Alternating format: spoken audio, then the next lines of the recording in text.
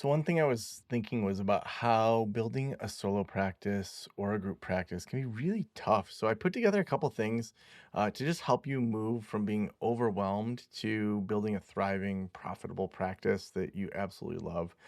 So I started putting together a lot of these things, and we turned it into a whole course. So we're calling it the basics of practice. There's one for solopreneurs, solo practitioners, and then also another one for group practitioners. You can see all of the videos over at practiceofthepractice.com/basics. But just like some of the lessons that are in there is we talk about private practice mindsets. We talk about exactly how to have the exact steps for establishing a successful group or solo. We talk about specific ways of marketing, networking, hiring, those things that you absolutely need to have a practice. So I just put that together for you. It's over at practiceofthepractice.com/basics.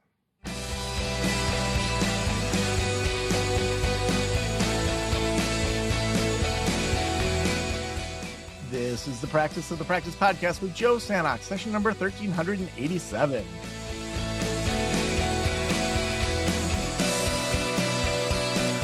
I'm Joe Sanok, your host, and welcome to the Practice of the Practice podcast, where we help you build a thriving private practice you absolutely love. We want you to thrive. We want you to do well. We want you to make money, but we also want you to, I say but as if they're exclusive, and we want you to love it. We want you to enjoy what you're doing, feel like you're making an impact on the world, and realize that, it's not one or the other. Even though I just said but really, it's and. So, my world of improv is always yes and let's yes and all of that. So I'm super excited today. I have Chris Bailey with me. Chris is an author and speaker who explores the science behind living a more productive and intentional life. He's written hundreds of articles on the subject and has been garnered coverage in media as diverse as the New York Times, the Wall Street Journal, GQ, HuffPost, New York Magazine, Harvard Business Review, TED, Fast Company, and Lifehacker. The best-selling author of The Productivity Project, Hyperfocus, and How to Calm Your Mind. Bailey's books have been published in more than 40 languages. He lives in Ottawa, Canada, and his new book, Intentional, just came out in January 2026. Chris, welcome to the show. It's good to hang out with you and meet you, Joe. And we were talking before how we're both brothers from another mother. We both have our cardigans on. Got we our have cardigans our salt on? and pepper beards. We have just a cozy atmosphere. So cozy up, everybody. Grab a nice beverage. Yeah. Northern climate, and I'm already through my espresso for the day, and I'm onto my smoothie. So moving into just that afternoon productivity. So Are you like me where you always have like 3 drinks in front of you? I am not, but I do have multiple drinks that I do throughout the day. My partner, Claire, is definitely a 3-drink in front of her type of person. So, so I start the day with lemon water, then I wait 15 minutes, and then I do a glass of celery juice. And then I wait 15 minutes and then usually dive into black tea and then let that ride for a while. And then I have my espresso with a little bit of warmed milk. And then if it's a day like today, I will have a smoothie. Smoothies are kind of the optional, but the rest of those, it's pretty standard for me. What about you? What's your drink routine? You got this down. I drink basically a liter of water when I wake up.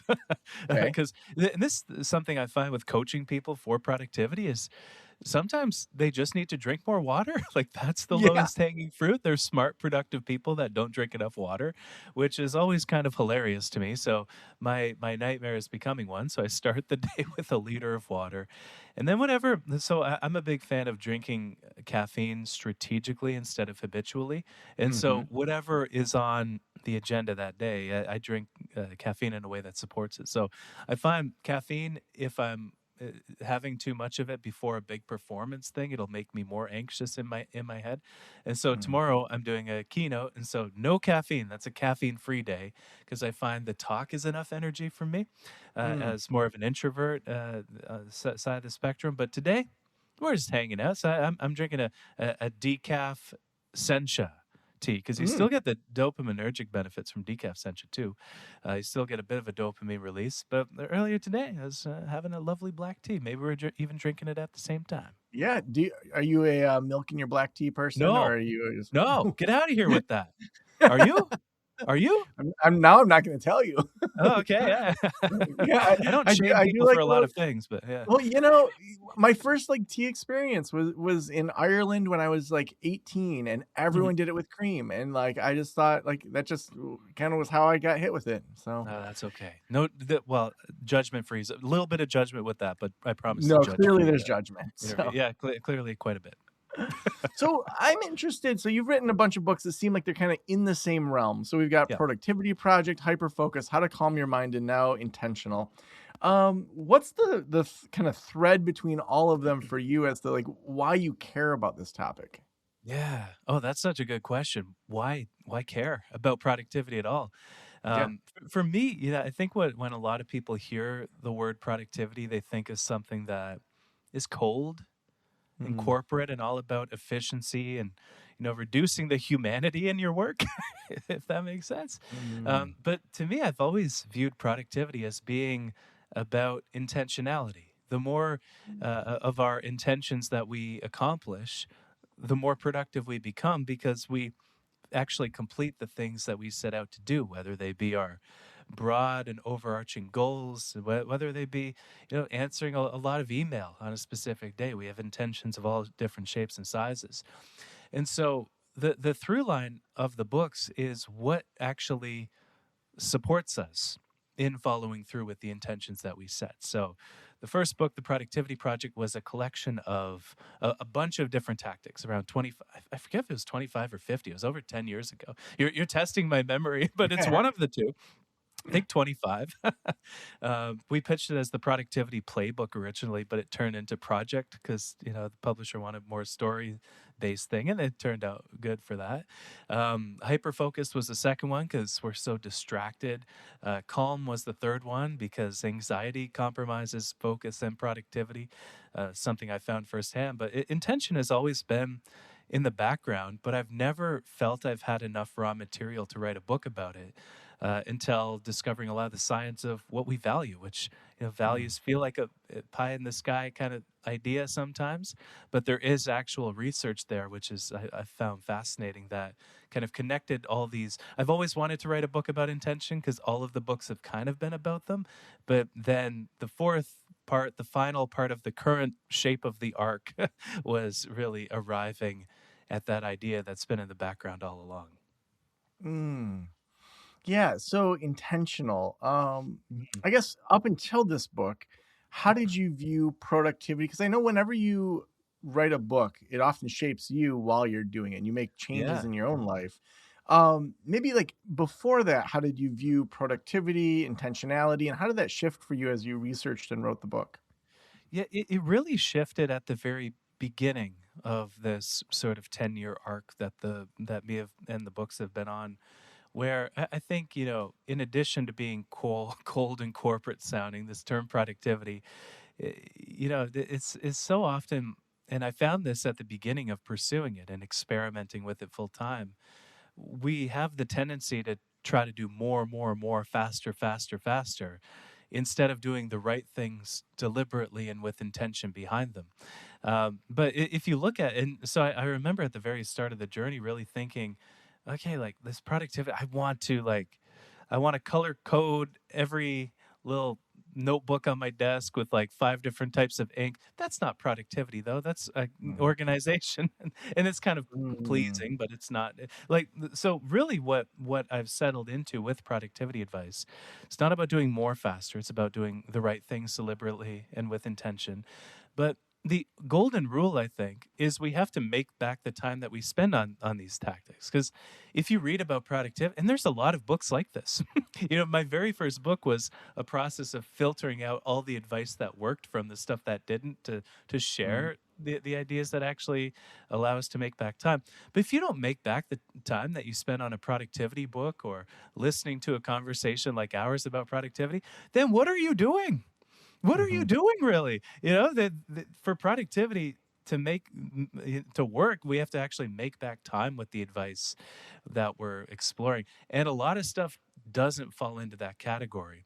But it's interesting. The stuff that does really comes back to that idea of intentionality. So it mhm, really did shift over time to being from being about busyness to being about intentionality, but also from merely organizing the things on our plate, which there's a place for. We don't always have to earn back time. We shouldn't be living in clutter, I don't think, unless you really want to become more creative, because cluttered environments are pretty supportive for creativity. um, it's really become about what actually allows us to earn back time. Mm. So what does allow us to earn back time? Well, about a third of the productivity advice out there. So the two thirds just throw out. Yeah, the other 2/3 is like fluff and stuff like that. No, I actually don't know what the ratio would be. It might be closer to 50-50, because there maybe, or maybe I'm just steeped in the good books. I'm not sure. And there's also the personal element too, right? It's personal productivity. So what works for Joe might not work for Chris, and so on and so forth. Might not work for my cat, who's sitting right here on my side. Probably none of this advice would work for Eleanor, actually. But finding the right stuff, it's really then a matter of experimentation, because what works for you might not work for me. But to me, it has to start with the evidence. It has to start with the science. So that's the approach that I have found most conducive to actually discovering these productivity techniques that are effective and let us earn back time, is when you start with the science and then you work backwards to what your day-to-day should look like that's rooted in that science, and especially when it's conducive to your own personality, your own interests, your own preferences, your own values. That there's a lot that kind of has to layer on top of each other, but there are a lot of tactics that fit within that vein, where we really maximize the surface area of people that something will work for. Mm. Mhm. So Does that I make know sense? that, The surface area of yeah, people? Yeah. surface area. Well, tell me more about surface area of No, people. yeah, I'd love to. No. Yeah, I guess when you're writing, oftentimes there's certain studies or research that really stands out to you, where it feels almost like a linchpin to other Mhm. studies. Are there studies that you explored that you're just like, oh man, this is amazing, and it just still Oh, you go back to? yes, yes. So there is, okay. So this will kind of show how maybe I'm going to out myself as a big nerd right now, but there is a study called Intuition in the Context of Object Perception. Intuitive Gestalt judgments rest on the unconscious activation of semantic representation, which is a study. I feel I'm half showing off and half just outing myself as a nerd, but Love it. that there's the spreadsheet in my mind about a lot of these studies, but essentially that study, it showed that intuition works in a way where when we're being intuitive and acting intuitively, we feel ourselves compelled to act in a certain way or say a certain thing or go up to a stranger to give them a hug, or something. We just feel ourselves compelled, but we can't articulate why. And it shows that that's because, information is activated in our unconsciousness that leads us to feel compelled to act in a certain direction. And I think intuition is very interesting with regard to productivity, where, we tend to want to focus on things logically with productivity. Let me make a list of all 100 projects I have going on right now, and then really whittle it down to the top. And I think there is a place for that, especially in areas like overcoming procrastination. Actually firing up the logical part of your brain works wonders. That's what the research shows, because procrastination is a purely emotional, visceral reaction to something we don't want to do. But when it comes to like working on the next thing, so maybe you're listening to this podcast right now, and then the podcast ends. So what are you going to do next? Maybe it's defined for you. Maybe there's a little block on your calendar or whatever. But maybe, one big shift that I find in my own days that is really helpful for me is not looking at a to-do list after something like that, but using my own intuition to guide me into what I should work on next, and then using the to-do list as almost a check on what I just did. And so I think, intuition is not covered enough in productivity spaces. Also, studies on where our mind wanders to. Research from Mm. Jonathan Smallwood and Jonathan Schooler, they found that, random sampling studies have found that when our mind is wandering, we think about the future 48% of the time. So we're in the shower, we're planning our entire day.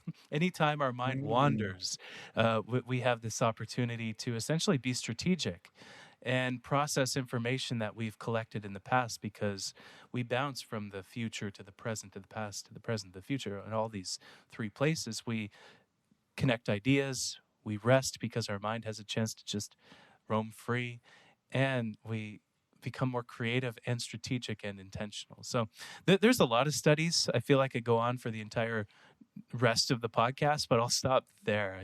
The role of intuition in productivity, which I think is very underrated, and the role of wandering in productivity, which I think is also quite underrated, especially in coming up with new intentions. Mhm. I Mhm. think I think a lot of business owners may feel like, yeah, I'm intentional. I know what I'm Mm. doing, and but then I think many high achievers often feel constantly just busy, but rarely fulfilled. Like I just was meeting with our 7-figure practice club, which is part of our practice academy, and is all 7-figure practice owners. And when I hear them talk about their days, it's not like they're like, "Ooh, I've made it. I'm this 7-figure practice owner, and oh, I have so much intention." But then I think if I said to them, "Are you intentional?" I think they would probably say yes. So I think I'm Mhm. observing a disconnect between these high achievers feeling busy but rarely fulfilled, but not even giving that label of being unintentional with their time or what they want to do. Like, I guess, what would you do with Yeah. that? Oh, that's so interesting. And I think this is the place of wandering. You mentioned the $1 million practice. I think of the Fortune 500 CEO. I interview a lot of CEOs, and one thing that the ones that seem to last a long time in that role seem to have in common is the wandering, where Mm, it's not just being responsive to things all day, because as a business owner you design systems that get the work done, so you don't always have to, though. You consciously intervene in all those systems, and I'd imagine a lot of those folks would still have a practice as well. But when it comes to that systems design, a CEO can go on a walk and then come up with $1 billion idea just mhm, on that walk that they would never have arrived at just answering more email. And so, they connect problems, they unearth solutions. And so, and it's wondering that really lets us feel in control. There's, speaking of the 12 values, there's this value that's quite common, called self-direction, going our own way. And so, if you highly value self direction, which, if you have scaled things up to the point where you now have this highly successful practice, folks working for you, stuff like that, you probably do, right? You're not just conforming within a system that already exists, but you're being self directed enough to the extent that you're designing systems that also accomplish work in addition to the work that you're accomplishing. And so, if you value self direction, though, and you value it enough that you've built a successful business around that value and other things, but yet you find yourself kind of pushed around, and that your day is predefined for you because of the system that you've designed, you may stay intentional, but you may be intentional about things that aren't rooted in that biggest value of yours, which might be self-direction. Not to say that everybody in that group has the value of self-direction, but of these 12 values, it's quite a common one overall, especially for people who own businesses. My highest value, I don't know where it would rank on your list, but that's what I would say. And so that's why it might feel a bit less meaningful as it mm. did when you were scaling things up to this point, but you may still be intentional just about things that aren't rooted in the essence of what motivates you.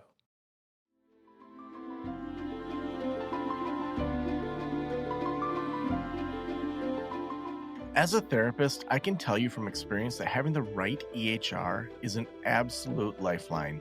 I recommend using therapy notes. They make billing, scheduling, note taking, telehealth, and e prescribe incredibly easy.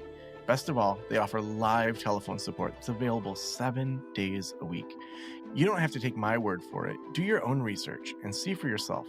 Therapy Notes is the #1 highest rated EHR system available today, with a 4.9 out of 5 stars on trustpilot.com and on Google. All you have to do is click the link below or type promo code Joe on their website over at therapynotes.com and receive a special 2-month trial absolutely free. Again, that's therapynotes.com and use promo code Joe on the website. If you're coming from another EHR, Therapy Notes will also import your demographic data quick and easy at no cost, so you can get started right away. Trust me, don't waste any more of your time and try Therapy Notes. Just use promo code Joe at checkout. Yeah, I think that makes me think about how often business leaders often are those startup minded type of people. They joke like, "Oh, I'm like that squirrel, like looking at the squirrel, the dog always looking at the squirrel." Yeah, Um squirrel. and then they get like excited and maybe even have a tinge of like ADHD where it's like the startup, the creation, the creativity they Mm, love, but then the implementation, the ongoing action, they don't. Even though they've created this practice, they know it needs operations, but they want to move on to the next thing. yeah. How do you sort through that when it comes to just values, when it comes to Mhm. distraction and what to Yeah. focus on? Yeah, well, it is interesting where there is that novelty bias. We all have it to a certain degree. It's a matter of our response to it, whereby for every new and novel thing we direct our attention at, we get rewarded with a hit of dopamine. And so this often manifests as distraction, right? We wake up and then our phone wakes us up and then we're swiping around between different things. And the research shows, another great study by Gloria Mark, Neurotics Can't Focus. It's Mm. titled that, but she showed on average, well, not average actually. I'm speaking to a smart crowd here, which is always nice. The median amount of time, I should say, that somebody focuses on something for before they get distracted or interrupted is 40 seconds, and it lowers to 35 seconds when our phone is nearby too. So there is that novelty bias that we have to kind of beat back against. But you mentioned, you know, sort of loving that novelty too, which I think is an underrated thing to talk about. A lot of people, including myself, um, really talk about how multitasking isn't a good thing. It's not a productive thing, and the research backs that up. But I think one line of thinking that really, not to, I guess neglects would be the right word, is that it's very stimulating. It's very enjoyable because you're constantly getting these hits of novelty as you multitask, and so you get more dopamine release in the brain. You get more stimulation, and what the science of values, so of the 12 values, self-direction, and the one right next to self-direction, because they're ordered by how correlated they are with one another. The one right next to self-direction is stimulation. It's loving novelty, it's loving excitement. And so stimulation and self-direction so often go hand in hand with one another. And so it's no surprise in that context when you look at the brain mechanisms that we have to kind of push against, the enjoyable nature of work that's highly novel. That there's a that's a nice little phrase. That could be a book, or a subtitle. The enjoyable nature of work that's highly novel, but the stimulation of it all, that's combined with the self-direction. That's a wicked combo for scaling things up. But when things are humming along and when the flywheel of a business is spinning, you need to keep the stimulation and the self-direction coming wherever they might come from within that system, so that you can continue to invest in the ingredients that made that flywheel spin in the first place. Mm. I'm wondering what that intentional work looks like. So, like, Mm. whether it's Yeah. modeling it to your own staff or just for yourself, like, what are some elements of that if I was to look at you doing intentional work, or Mm. if you were to be coaching me, saying, "Here, Joe, this is what Yeah. that could look like," I guess Uh, what are the things that you would say are like building blocks, like they're true for everyone, and what are kind of the like elective courses side of it that kind of choose your own adventure side? Yeah, well, essentially, well, one I chatted with a lot of researchers and scientists, and read a lot of their literature and piecing together this book. But I actually learned maybe as much, if not more, from the Buddhist monks that I interviewed over the course of writing this book. Because Buddhist monks, they look at the mind, but from the inside out, you could say, rather than the outside in. They're looking at the causes and effects and conditions within the mind, rather than observing them from the outside looking in. And so it's quite a wonderful perspective. And one very interesting tidbit about the nature of intentionality that arose in those discussions with the monks is how, we tend to, when we think of intention, we tend to think of the deliberate actions that we take.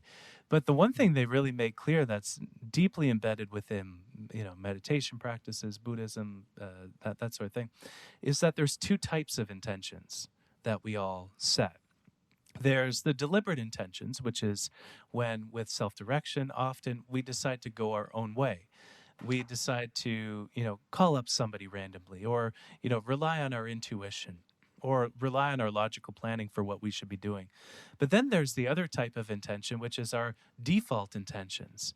And this is so often, and I'm not a trained psychiatrist or psychologist, even though a lot of the books that I write, they are classified under cognitive psychology, which I think makes both my parents, who are psychologists, quite happy.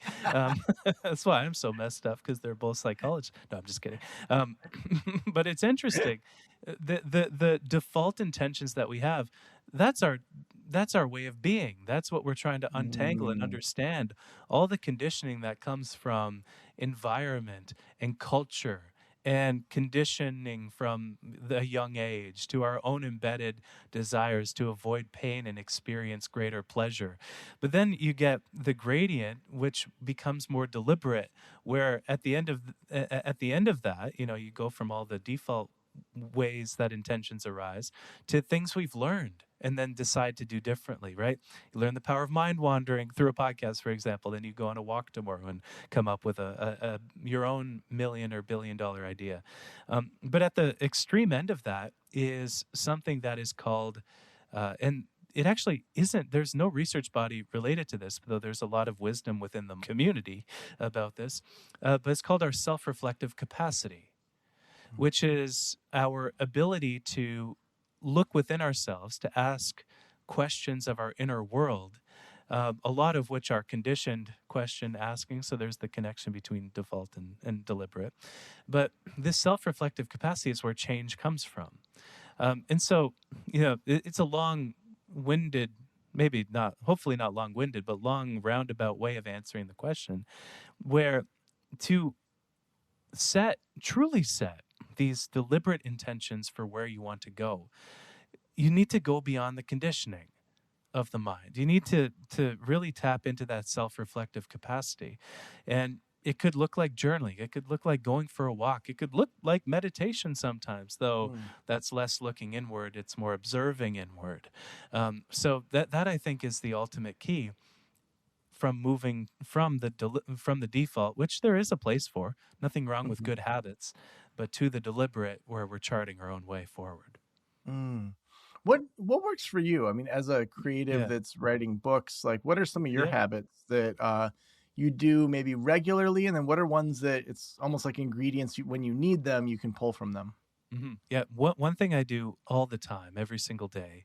I appreciate you drawing out like a more tactical thing, because is the rule of three. So one wonderful thing about our brain is how we're wired to think in threes. We have sayings like, good things come in threes, the third time's the charm. So we're naturally chunking together the world into three to begin with. So it fits with the way that we think. And so every single morning, I fast forward to the end of the day in my head, and I ask myself, by the time this day is done, what three main things will I want to have accomplished? And that's it, right? I do other things too, right? There's always email, there's always random meetings, there's always all that kind of stuff, emergencies that pop up. But these become my three main daily intentions. They become what I time block throughout the day, what I schedule time for.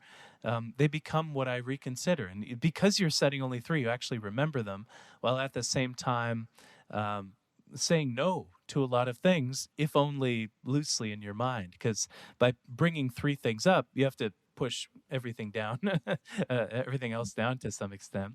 But I do this every single day, and I do this every week as well, because this is one of the best parts about intentionality is, we shouldn't just be on these little islands of intention, though there is power to that. Our intentions should be integrated with one another. So, yeah, how do our daily intentions fit with the weekly intentions that we have?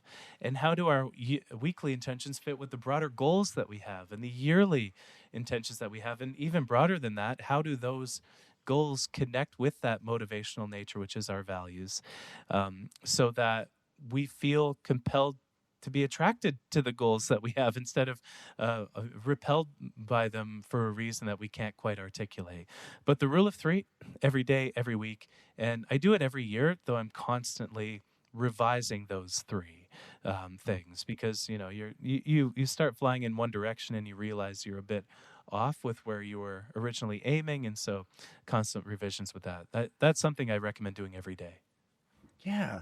How do you find the balance between just accepting who Chris is, that you're fine how you are, and also having goals that you're moving towards? Because I think sometimes in productivity work, Yeah. it's like, I need to make more money, or I need to achieve this to be okay with myself. But then the Yeah. reality is you just need to learn to be okay with yourself. Like that thing's never Yeah. going to make you feel okay with yourself. So how do you Yeah. find that balance between, yes, I want to have these goals and productivity while also realizing Chris is fine how he is right now? And I'm getting more Yeah. therapeutic than maybe most podcasts, but you're talking to a No, this therapist. is great.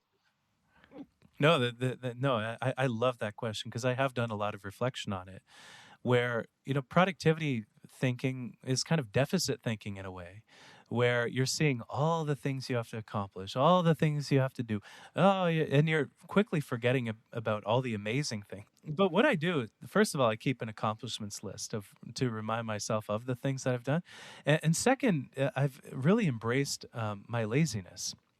So, one big realization I've made in my own life is that I'm a fundamentally lazy person.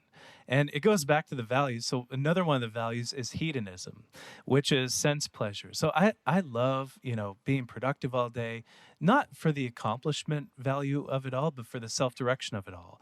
Mm. Creating original ideas, going my own way, thinking original thoughts.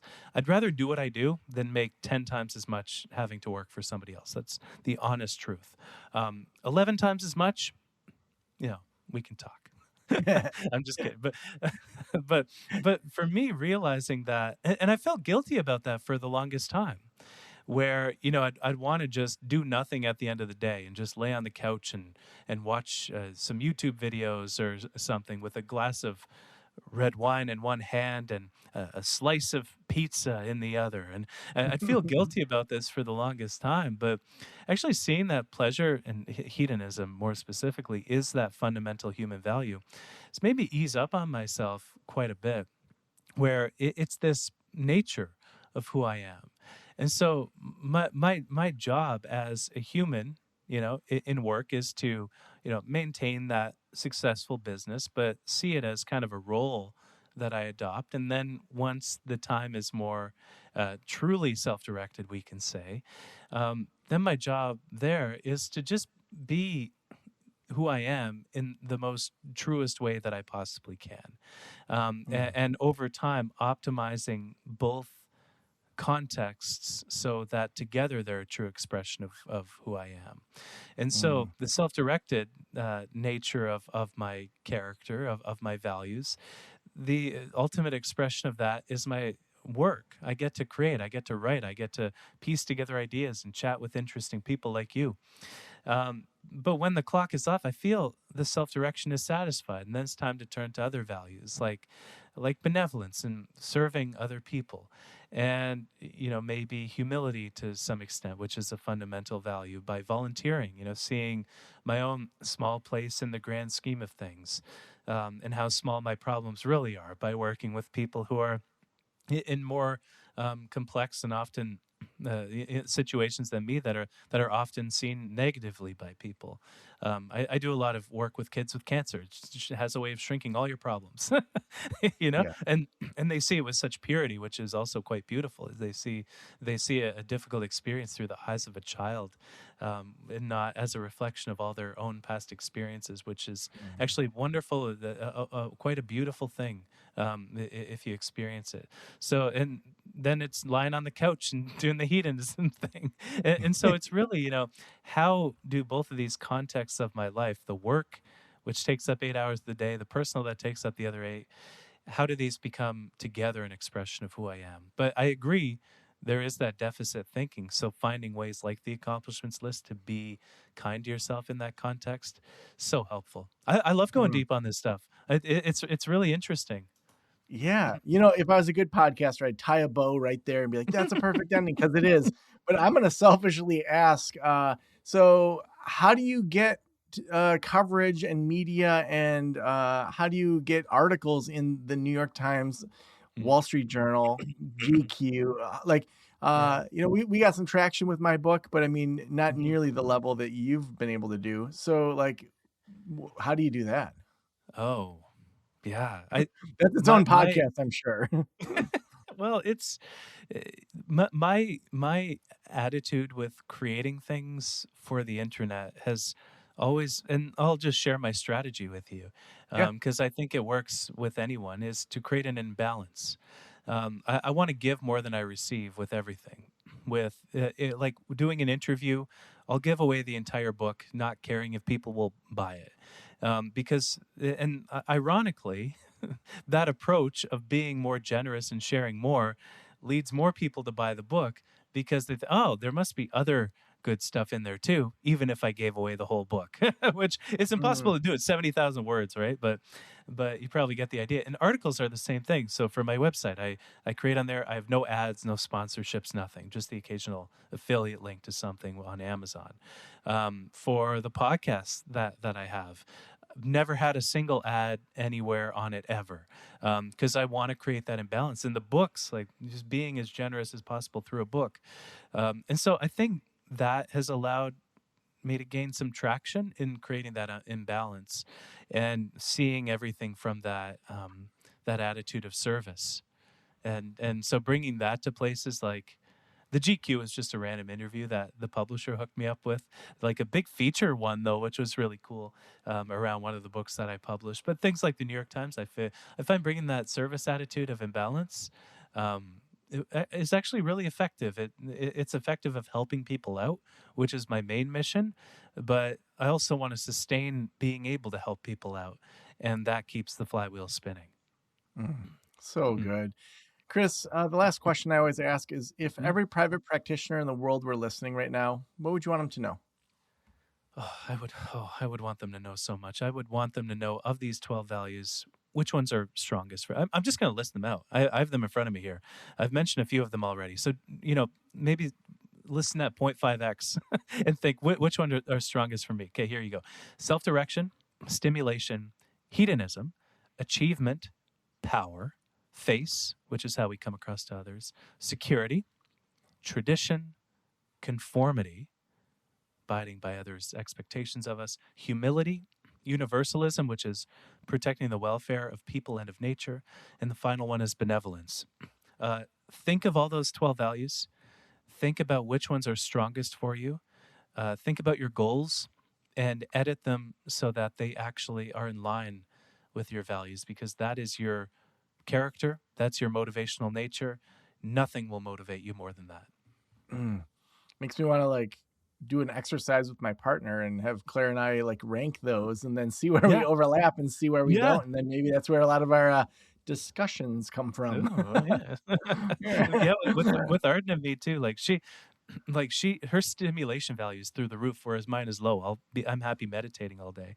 But we've always wondered, why does she like on a trip? Why does she like to wake up at 6 and go for a run and see the city, then see the museum, and why do I just want to lie on a beach? And so it makes sense in the Yeah. context of values.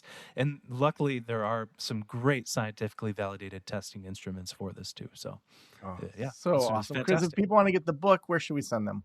Yes, it's called Intentional: How to Finish What You Start, and I would send you to your local bookstore because they're good to support. But it's wherever books are sold, including audiobooks. Awesome. And if people Mhm. want to follow your work on your website or your Mm. podcast, where can we find you there? Yeah, my website is chrisbailey.com. All the articles, no ads, nothing, just an annoying newsletter pop up that'll come up, and then you close it, then you never see it again. And my newsletter's there too if you want to sign up for that. Oh, so awesome. Chris, thanks for being on the show. So good to hang out with you for a little bit, man.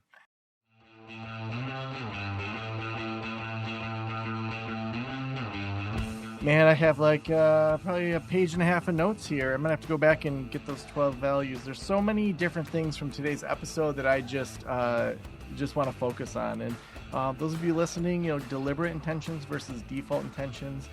Just thinking about that Buddhist monk idea of self-reflective capacity. I'm gonna dig into that. Specifically, I'm gonna try that rule of threes thing in the morning, probably between my my lemon water and my celery juice. That could be good to throw that in there. So many great things. I hope you guys go get, one of Chris's books. We bring people like Chris into the Practice Academy every single month. We bring in our Ask the Expert, where we bring in different folks that have been on the show that we've connected with for them to just show up, and people can literally ask them anything about their work, about all the different aspects. So if you want to meet people similar to Chris, join the Practice Academy. If you haven't joined that, head on over to practiceofthepractice.com/membership. And also, we couldn't do this show without our sponsor. Despite Chris saying that he doesn't have sponsors, we do have sponsors. Therapy Notes is the best electronic health records out there. They've been a supporter for years, but even more importantly, they can help you grow and scale your business with their EHR. They have embedded in their system their own virtual way, similar to Zoom, of doing HIPAA-compliant teletherapy. They'll help you move from your current billing platform over to Therapy Notes. They have amazing customer service. A lot of these EHRs only have text support or chat, but you can actually talk to a real person that will help you out if you get stuck. A couple years ago, I remember I had a client that had switched over, and the old company wasn't releasing the things, and Therapy Notes did such an amazing job of coordinating so that therapist could get back to doing therapy instead of worrying about her EHR. They're an amazing company. Head on over to therapynotes.com. Use promo code JOE, J-O-E, at checkout to get a couple months for free. Thank you so much for letting me into your ears and into your brain. Have a great day. I'll talk to you soon. Special thanks to the band Silence is Sexy for that intro music, and this podcast is designed to provide accurate and authoritative information in regard to the subject matter covered. It is given with the understanding that neither the host, the producers, the publishers, or guests are rendering legal, accounting, clinical, or other professional information. If you want a professional, you should find one.